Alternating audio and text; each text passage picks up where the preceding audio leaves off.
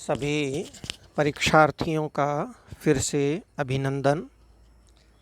अभिज्ञान शाकुंतल के मुख्य प्रश्नों की श्रृंखला में तीसरा भाग हम अध्ययन करने जा रहे हैं। आपको इन प्रश्नों के संक्षेप में उत्तर देने हैं, एक शब्द में अथवा एक दो पंक्ति में, और इन प्रश्नों के अभ्यास के साथ साथ विषय वस्तु का ज्ञान भी आपको होता जाएगा, ऐसा मेरा विश्वास है। तो लीजिए पहला प्रश्न।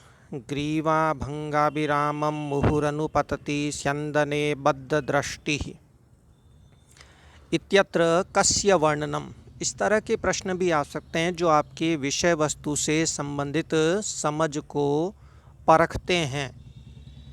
जैसे ग्रीवा भंगाभिरामं मुहुरनुपतति स्यंदने बद्धदृष्टि, यहाँ किसका वर्णन है? अब जिसने पुस्तक को ढंग से पढ़ा है वह बता सकता है कि यहाँ किसका वर्णन है। यहाँ एक मृग का, हरिण का वर्णन है, जिसका पीछा धनुष बाण हाथ में लिए हुए दुष्यंत कर रहा है रथ पर सवार होकर। तो इसका अर्थ भी थोड़ा देखते हैं कि ग्रीवा भंगाभिरामम, ग्रीवा यानी गर्दन को, भंगाभिरामम मोड़ने से सुंदरता पूर्वक, मुहु मने बार बार, अनुपतति स्यंदने पीछे दौड़ते हुए, स्यंदने रथ पर, बद्ध दृष्टि दृष्टि जमाए हुए, ये हरिण के लिए आया है। तो यहाँ कस्य की जगह उत्तर होगा मृगस्य।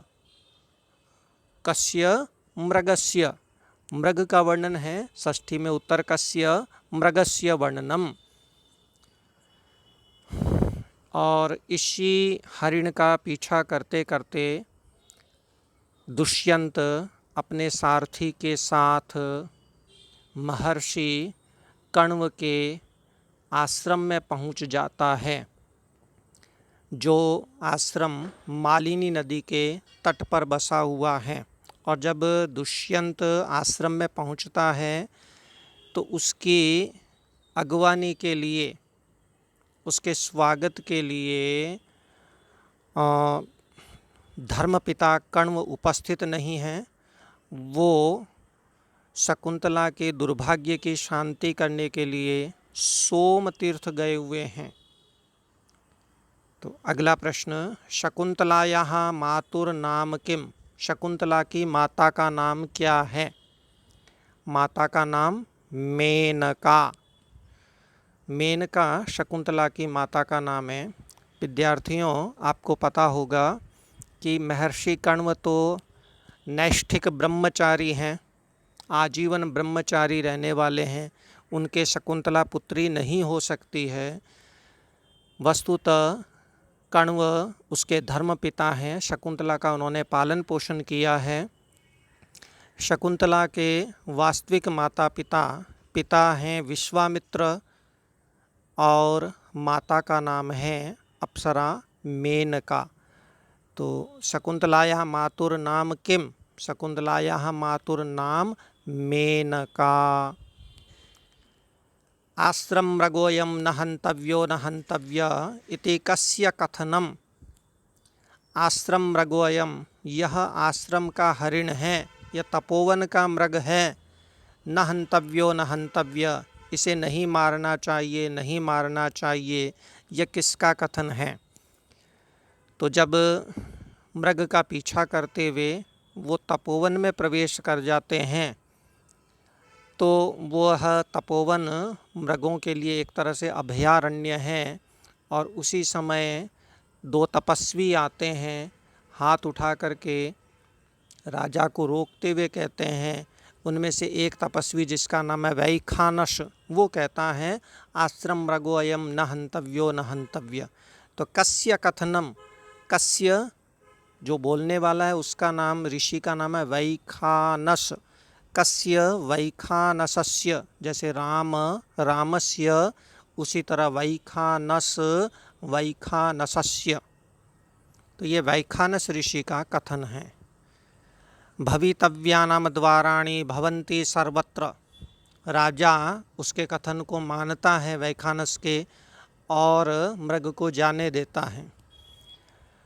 तपस्वी कहता है कि आप हमारे तपोवन में आए हैं, हमारा आतिथ्य स्वीकार कीजिए और हमें कृतार्थ कीजिए। जब वह आश्रम में प्रवेश करता है और आगे, तो राजा की जो दाहिना हाथ है वह स्पंदन करने लगता है, फड़कने लगता है।